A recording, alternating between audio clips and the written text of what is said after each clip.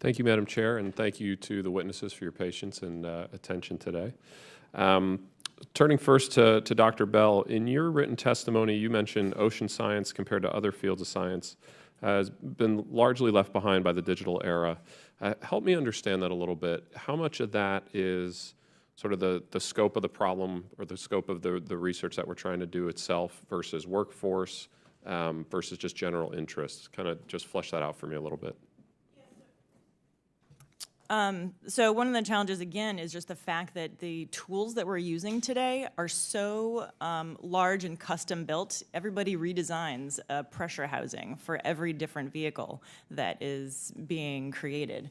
And so if we're able to take advantage of, for example, cell phone revolution, the fact that everybody has a computer, bringing down the costs of chips and all of the other devices that are required to do that, then we can bring down the costs and significantly increase the amount of area or volume that we can explore for the same amount of money eventually. So why are they custom built? Because I mean, that's the the custom built on-premise software versus cloud-based solution question applied to this problem. Sure, I might defer to Mr. Barrett on that one for oceaneering. Yeah.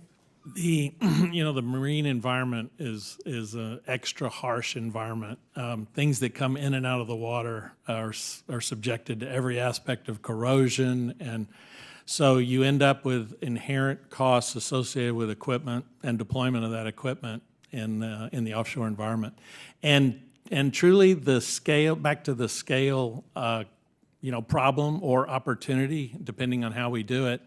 The only way to get the cost down is really through scale, through having a volume of equipment or sensors, or even a volume of ability to deploy them is going to be the only way, I think, to get the cost down associated with massive ocean exploration.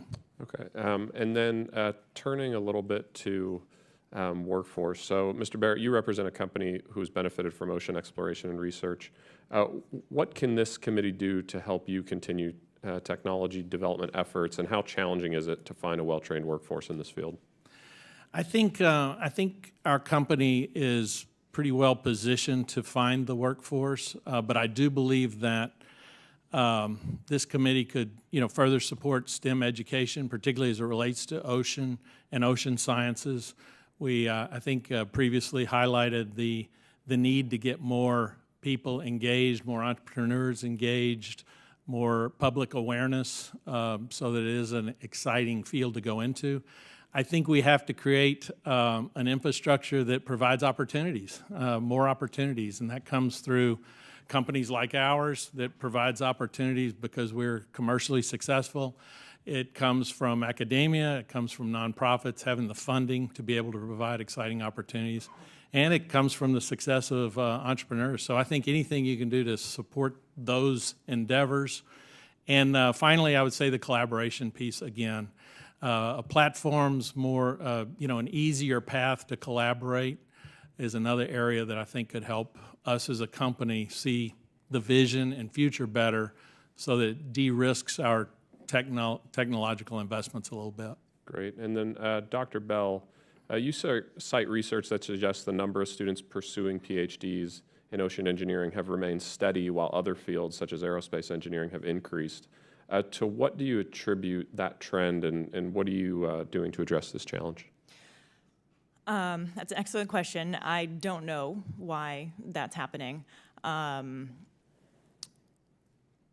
What am I doing to address it? Well, being involved in STEM education and